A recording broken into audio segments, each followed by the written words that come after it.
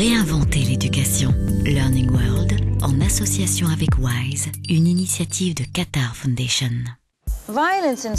La violence à l'école est une réalité qui peut toucher n'importe qui. Harcèlement, cyberintimidation, menaces, agressions, autant de freins à une éducation sereine des enfants. Nous avons essayé de comprendre les facteurs qui peuvent mener à cette violence et les moyens qui existent pour en venir à bout.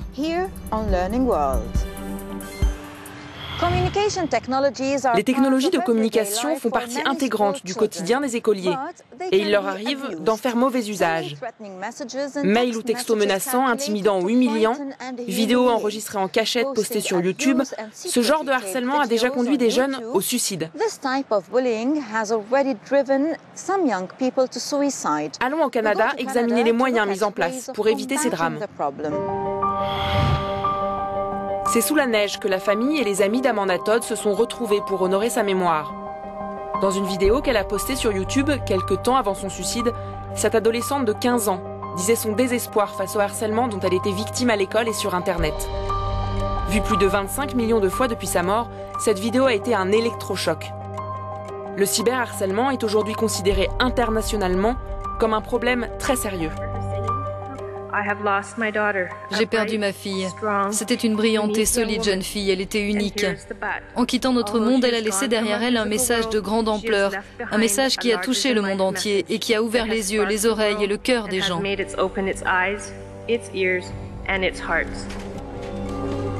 À la suite de ce drame, des recherches sur ce phénomène, le cyberharcèlement, ont été entreprises et commencent à en révéler les risques. Avec les technologies numériques, non seulement le harcèlement tel que nous le connaissions est toujours aussi dangereux, mais ce qui est nouveau, c'est que la victime ne peut plus s'en échapper. Avec les portables, ça la suit jusqu'à son domicile, jusque dans son lit. Si les nouvelles technologies ont le pouvoir très positif de créer du lien entre les individus, les chercheurs craignent aussi leur impact dévastateur sur le développement psychologique des enfants. C'est plus facile de dire des méchancetés sur Internet, par exemple sur YouTube ou sur Facebook, parce qu'on ne les dit pas en face.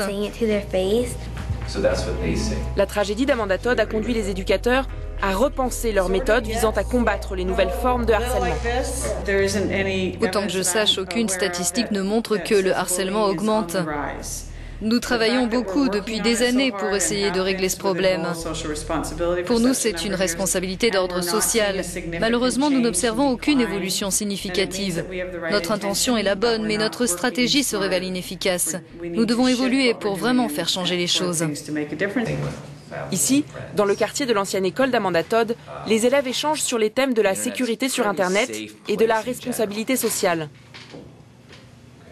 Pour la plupart des experts, le plus important, c'est de construire une relation de confiance entre enfants et adultes. Aujourd'hui, les jeunes peuvent signaler sur Internet, et de façon anonyme, des faits de harcèlement dont ils sont témoins ou victimes. C'est important pour moi en tant que victime de harcèlement que les gens prennent conscience de ce problème et que l'on parle de nos histoires.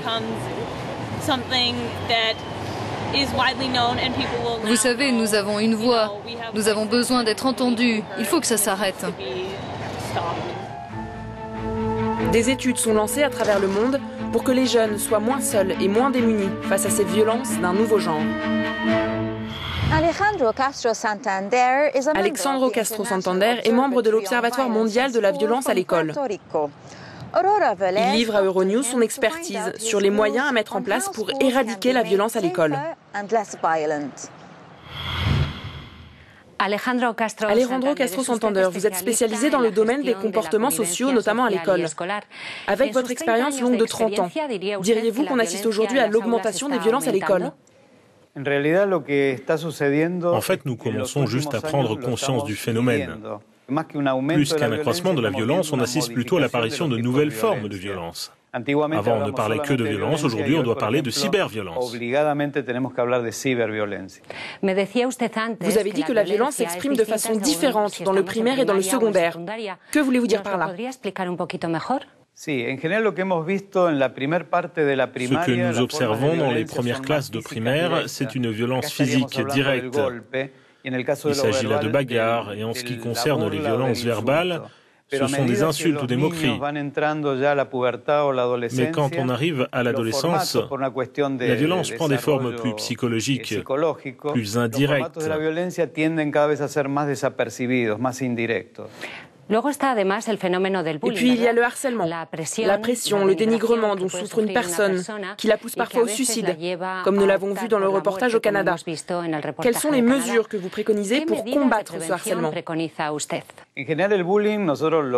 En général, nous considérons le harcèlement à l'école comme la forme la plus redoutable de violence.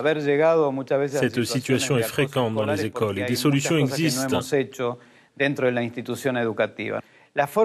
Aujourd'hui, pour venir à bout du harcèlement, 3 types de prévention doivent être mis en place. Tout d'abord, une prévention générale qui s'adresse à tous les élèves. Je parle ici d'une éducation affective et sociale. Deuxième chose, une prévention spécifiquement adressée aux élèves qui présentent des risques particuliers. Et enfin, une prévention à l'attention des victimes et des harceleurs. Ces derniers représentent une minorité, mais il ne faut pas négliger leur pouvoir de nuisance. Quels sont les signes qu'il faut surveiller? Que voulez-vous dire par groupe à risque? Ce groupe est constitué de victimes et de harceleurs. Il existe un certain nombre d'indicateurs qui permettent de déceler les situations à risque. Nous conseillons par exemple aux professeurs de surveiller le comportement de leurs élèves en dehors de l'école, particulièrement ceux qui se sentent exclus, qui ont des sautes d'humeur, qui sont tristes ou dont les résultats scolaires sont en baisse. Nous devons aussi passer le message aux familles. Muchísimas gracias por estar con nosotros en Learning World. Un gusto para mí. Si des approches éducatives peuvent régler une partie du problème, d'autres voies sont possibles. Nous sommes allés à la rencontre de plusieurs professeurs qui ont été confrontés à la violence scolaire. Ils nous ont livré leurs témoignages.